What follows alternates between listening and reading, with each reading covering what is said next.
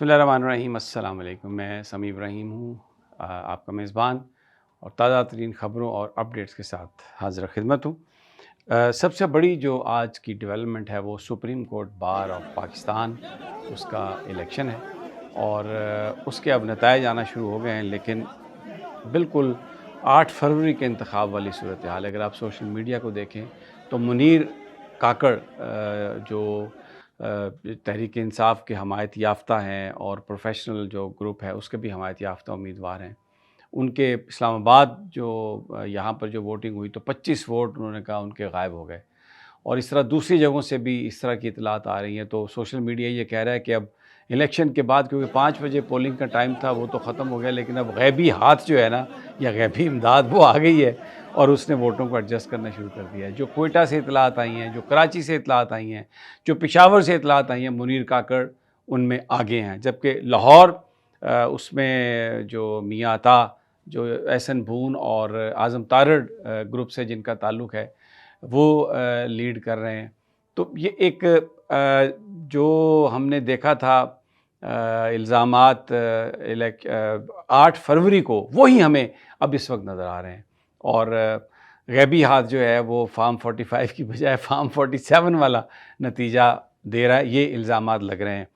تھوڑی دیر میں صورتحال واضح ہو جائے گی، لیکن یہ جو الیکشنز ہیں اس میں کیونکہ سٹیکس آر ویری ہائی، وکلاء کی تحریک کی بات ہو رہی ہے، 26ویں آئینی ترمیم کو وکلاء کی اکثریت نے مسترد کر دیا۔ تمام بارز ایسوسی ایشن نے، اکثریت نے، یعنی کوئٹہ نے، لاہور نے، وہاں پر سندھ میں، بلوچستان میں، پھر اسی طرح KPK میں جو بار ایسوسی ایشنز ہیں انہوں نے سب نے اس کو کر دیا ہے۔ تو پھر یہ سمجھ میں نہیں آ رہا کہ یہ ووٹ ان کے کیسے نکلا ہے۔ مثلا میں بنو کے دیکھ رہا تھا، 21 ووٹ جو ہیں وہ جو اعظم تارڑ گروپ کے ہیں، اور 11 ووٹ تحریک انصاف کے۔ اب پورے KP میں تحریک انصاف جس طرح سے جیتی ہے، اور ابھی بھی وہاں سے جیسے احتجاج کی آواز آتی ہے، تو وہاں سے بنو میں اتنی جو ووٹس ہیں وہ جو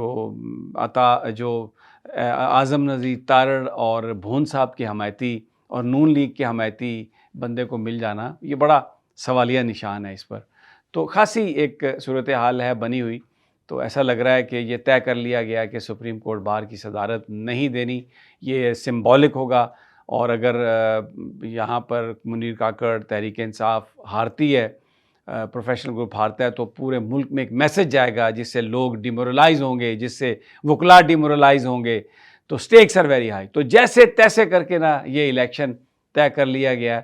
کوشش کی جا رہی ہے کہ یہ منیر کاکڑ اگر اس میں اگر وہ جیتے ہیں تو بالکل قطعی طور پر وہ نہ جیت سکیں، اور دوسرا جو امیدوار ہے اس گروپ کو کر دیا جائے، جتوا دیا جائے۔ لیکن اس کے علاوہ ایک یہ بھی بات چل رہی تھی کہ آپ نے آئین والے کو ووٹ دینا ہے یا مال والے کو ووٹ دینا ہے۔ تو جس طرح پیسے دیے گئے ہیں لوگوں کو، جس طرح پلاٹس دیے گئے ہیں لوگوں کو، جس طرح وعدے کیے گئے ہیں کہ اتنے ججز رکھے جائیں گے، فلاں چیز کے رکھے جائیں گے، اور فلاں آفس جو ہے وہ اتنے رکھے گا، اتنے رکھے گا، یہ اتنی زیادہ اسپیکولیشن ہے، اتنی زیادہ گفتگو ہے پورے پاکستان میں کہ ہر چیز کی قیمت لگا کے جیسے تحریک انصاف کے لوگوں کو 50 60 کروڑ دے کے ووٹ ان کے حاصل کیے گئے، اسی طرح وکلاء برادری میں بھی یہ چیز ہمیں نظر آ رہی ہے۔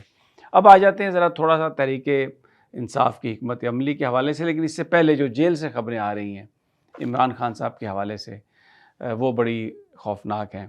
اور اس کے ساتھ ہی میں آپ کو بتاتا ہوں کہ چودھری اعجاز کی جو اہلیہ ہیں، جو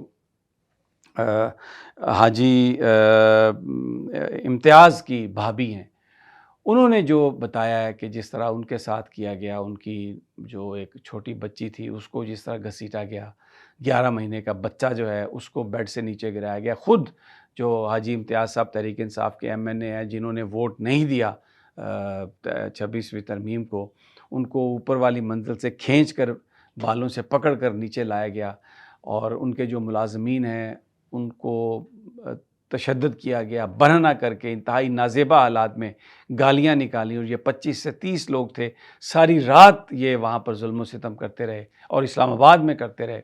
تو بڑا ایک افسوسناک یہ واقعہ جو جس کی پریس کانفرنس ہوئی، PTI کی لیڈرشپ بھی تھی اس میں، تو لوگ سوال کر رہے ہیں کہ یہ کیا ہے؟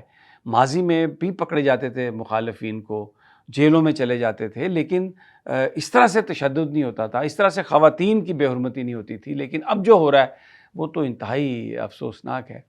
اور پھر اس کے بعد جو سلمان اکرم راجہ صاحب نے جو آج بات کہی ہے عمران خان صاحب کے حوالے سے کہ 4-5 دن انہیں ٹارچر کیا گیا. خود عمران خان صاحب نے صحافیوں سے یہ کہا کہ مجھے جس طرح رکھا گیا ہے جانوروں سے بھی بدترین حالات ہیں وہ جس میں مجھے رکھا گیا ہے. اور اعجاز بھٹر ایڈوکیٹ ہیں، انہوں نے یہ کہا کہ ایک پنجرے میں بند کیا گیا انہیں، اور پنجرے کے اندر عمران خان پر تشدد کیا گیا. اب یہ خبریں لگ رہی ہیں، کیا حکومت خود لگوا رہی ہے یہ خبریں؟ کیا وہ ٹیسٹ کرنا چاہتے ہیں کہ لوگوں کا کیا ری ایکشن ہوگا؟ لوگوں کی پلس کو چیک کرنا چاہتے ہیں کہ اچھا اگر ہم یہ کریں اور اس طرح کی خبریں چلوائیں تو پھر کیا لوگ نکلیں گے باہر؟ علی امین گنڈا پور نے یہاں پر ایک بڑی اس نے کہا ہے کہ یہ ان کے حقوق دیں، ادروائز پورا پاکستان نکلے گا اور ہم پھر بڑی ایک ایسی کیمپین کریں گے، پھر ایک ایسا احتجاج ہوگا، ہمیں پھر اس میں گلہ مت دیجیے گا. آج کچھ خواتین اڈیالہ جیل کے سامنے گئی ہیں، وہاں پر انہوں نے مظاہرہ بھی کیا ہے. لیکن ایک بڑا سوال جو ہے وہ یہ ہے کہ یہ جو کچھ بھی کیا جا رہا ہے یہ اس سے حکومت کیا حاصل کرنا چاہتی ہے. ایک اور بات ہے جو تحریک انصاف کی حکمت عملی سے متعلق ہے. اب جو لوگ چلے گئے دوسری سائڈ پہ، انہوں نے ووٹ دیے لیکن وہ کسی طرح کی جھوٹی سچی معافی مانگ کر ادھر آنا چاہتے ہیں، تو ابھی ایک بڑا سوال ہے کہ کیا یہ مناسب موقع ہے کہ آپ انہیں بالکل نکال دیں اپنی صفوں سے؟ کیونکہ الیکشن جو ہیں اسپیکر صاحب وہ ان کی نااہلی کا ریفرنس تو بھیجیں گے نہیں کیونکہ وہ ان کے ساتھ چلے گئے.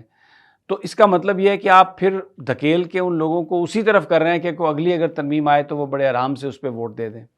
اگر کوئی آ کے کوئی جھوٹی سچی معافی مانگتا ہے، آپ کی صفوں میں آ کے یہ کہتا ہے کہ میں نے نہیں دیا ووٹ، تو ابھی آپ اس کو رکھ لیں.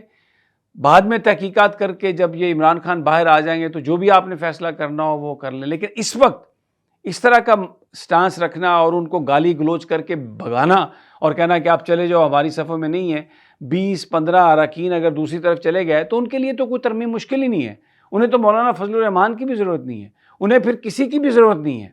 تو یہ سیاست دانوں کا کام ہے کہ وہ اپنی حکمت عملی بنائیں. تحریک انصاف کی لیڈرشپ اپنی حکمت عملی بنائے گی، میں ان کو کوئی ڈکٹیٹ کرنے والا نہیں ہوں. لیکن ایک سوال ہے یہ کہ کیا وہ جو کچھ یہ کر رہے ہیں کیا وہ اس سوال کو بھی دیکھ رہے ہیں؟ جنگیں حوصلہ، ہمت، بہادری کے ساتھ ساتھ حکمت عملی سے جیتی جاتی ہیں.